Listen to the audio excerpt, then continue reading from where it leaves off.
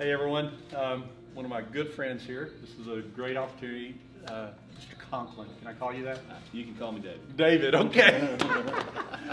So it's been about 10, 12 years we've really known each other. Yeah, about that long. Yes, so one thing that we're going to talk about today in our fast casual interview over some barbecue, brought Yeah. in, and some burgers. Super excited about Yes, that. and you're one of my favorite people because of your entrepreneurship. Well, thank you. And you've got several businesses, but I met you first when you built a boot business. Right, And the hat boot business, and hat right? shop, right. Yeah, this still got Flint custom right Yeah, here. there we go. And so when did you start that? We started that in 1993. I was a school teacher for a couple of years. I wasn't tough enough to do that, so I had to do something else. Yes. And so before you were a school teacher, what did you do? I was a college student. College student, and you might have done some rodeoing too. Yeah, right? I did a little rodeo. Yes, that time, so yeah. some bull riding, right? Right. And I was never brave enough to do that. I got on a couple, and You were smarter. smarter. What's it like when you get on that bull? Oh my gosh, it's an amazing adrenaline rush for one, and it's just it's kind of the G-force and the stuff that happens is pretty amazing. Yeah, you ever want to do it again? No. Okay. so I mean, I want to do it every once in a while, and then I wake up and I say, oh no, I don't want to do it. well, you still look good. Well, thank you. Yes. Thank you. And so we went from there to school and then to the boot business and Yeah. hat business. What Yeah. made you do that? You know, when I was in college, I just really always loved leather work, and so I learned to make boots while I was in college, and then I was an ag teacher for a couple years, thought that was going to be what I did, and I love the kids, but I didn't like everything about it, so I decided I wanted to be my own boss, and so I found a boot and shoe repair shop here in Lubbock that was for sale. My wife was working on her master's degree, driving back and forth to Tech at the time, so it worked out really good, and so we moved to Lubbock. We did that. A few years later, I wanted to expand that business and put some hats in. I felt like boots and hats fit really well together, so we did that, and I spent 14 years over there. Yeah. Just really loved it, enjoyed it, loved the business, loved the people that I got to meet, and loved making hats and doing those kind of things. And it's still going right now. It's still You going sold right that now. business. One of the guys that, yeah, cool story. The guy that owns it now started to work for me when he was in college. He graduated from college, went back and got a master's degree, and come to find out, I said, you know, what are you going to do with that master's degree? He said, I don't know, but my parents were paying for it, and I wanted to just keep working here. And so he went and got a master's degree just so he could stay in Lubbock. And at that point, I'd started the moving company, Little Guys Movers, and so I talked to him. He was kind of like me. Whenever he graduated from college, he didn't really have, you know, a lot of money or anything going on. And I said, listen, you take care of this place like it's yours, and I'll carry the note. And so he got in there, and so now he owns a very good, thriving business. So it's been really good for us. Yeah, he still does my boots and hat, and Absolutely. he gives a lot to the community still Yeah, too, he does. like you started. He absolutely does. Yeah. Yeah, good job. So then went to the moving company, Little Guys Moving, which if you ever need a mover, that's where you should call. Thank you. And but you started here in Lubbock. We started here in Lubbock. Really, it's a franchise. But I'm the only franchisee. So through my wife, it's fun, really cool story. My wife's father, my father-in-law, and the guy that started Little Guys Moves, Marcus Watson, his father-in-law, went to college together at Baylor, played football, were roommates, and have become lifelong friends. So we would have family get-togethers, and his family would come, and our family would come, and I met this guy named Marcus Watson who started Little Guys, and he would tell me about Little Guys all the time, and I was always super excited about it. I don't know why, but I always really liked it. And then one day he said he was going to start franchising, and so that's how it started. So I ended up having the Lubbock store in 2007. Okay.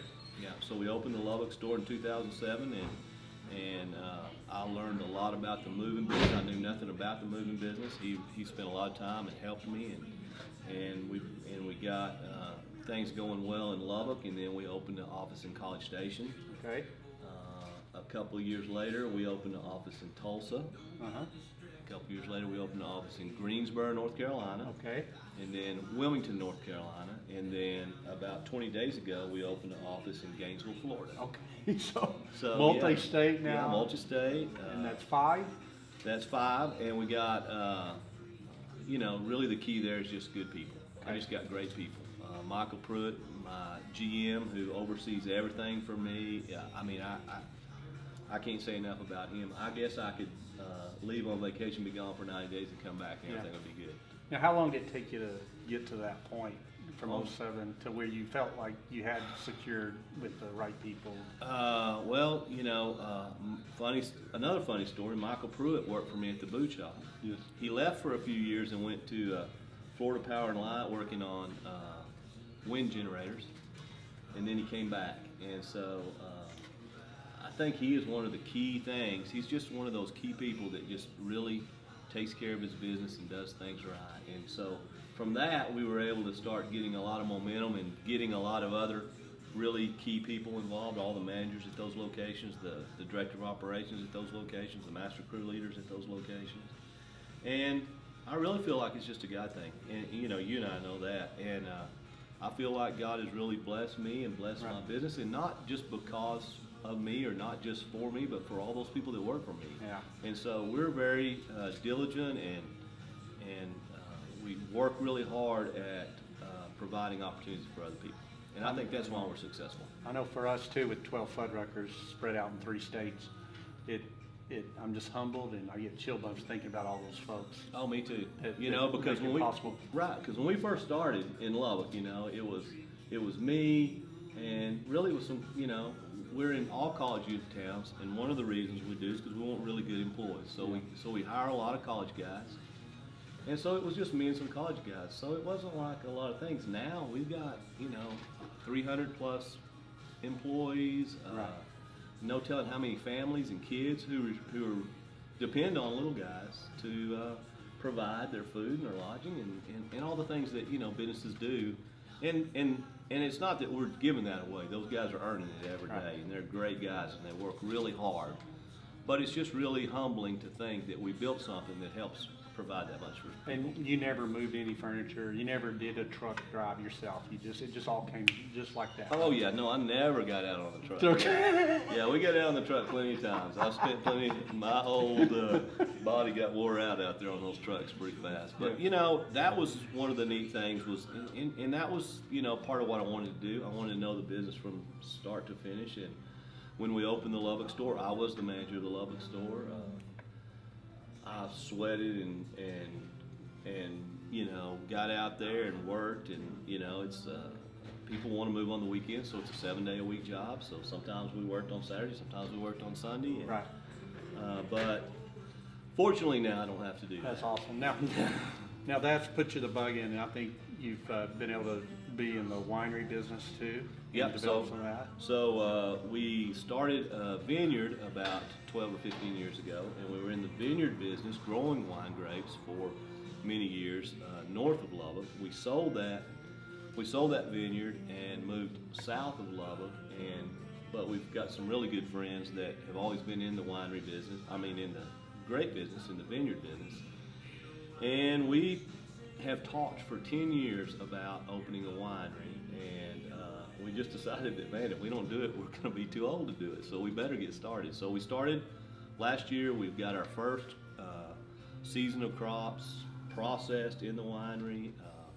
I got a picture today. They're filtering Riesling today. Oh, so yeah, so everything's going well with it. We're hoping to open a tasting room in Lubbock at some point. And, yeah. And the name of that again? Adelphos. Adelphos. I don't know how to spell Adelphos, Adelphos, so which be means watching for that. Yeah. brothers or siblings awesome. in Greek. Yeah. That's awesome.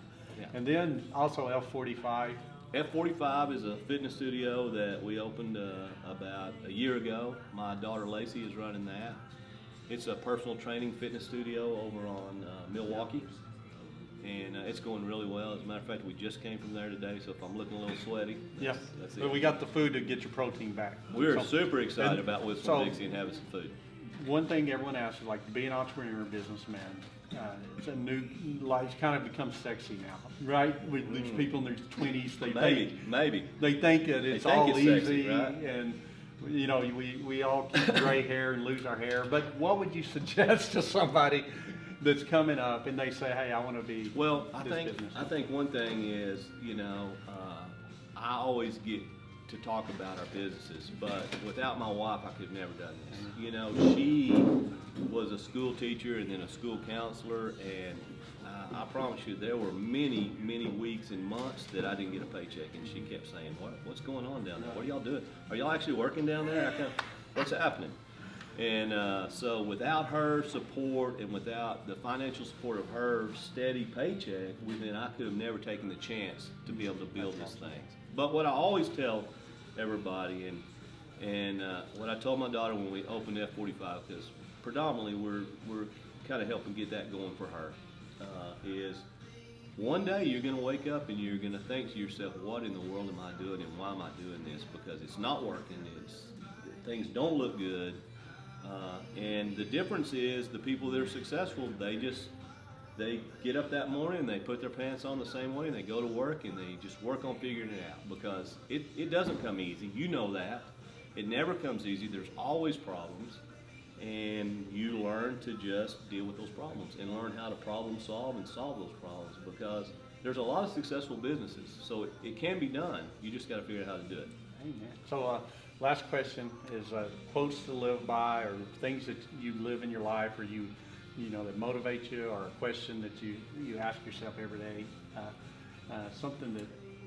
Well, a quote that my dad used to always tell me is, and I always think about this, especially when things are not working great, is work is like a wheelbarrow. When you quit pushing, it quits rolling. So you just gotta get up every morning. I think the key is, obviously you gotta make good decisions. Obviously you have to keep your business and your life in balance. And for me, that's focusing on God first, and family, and then business. And if you focus on those things and keep those things in balance, and you realize that you can be successful. You might not be being successful today or last week or last month, but you can be successful. And there are ways to do it. You can't just get up every day and do the same thing and expect to be successful. You have to make decisions. But I think the main thing is just getting up every morning and working hard at it. And I think through decisions and blessings and sometimes a little dumb luck, then we can be successful. Amen. So that's a lot of wisdom right there. A lot of gold in that.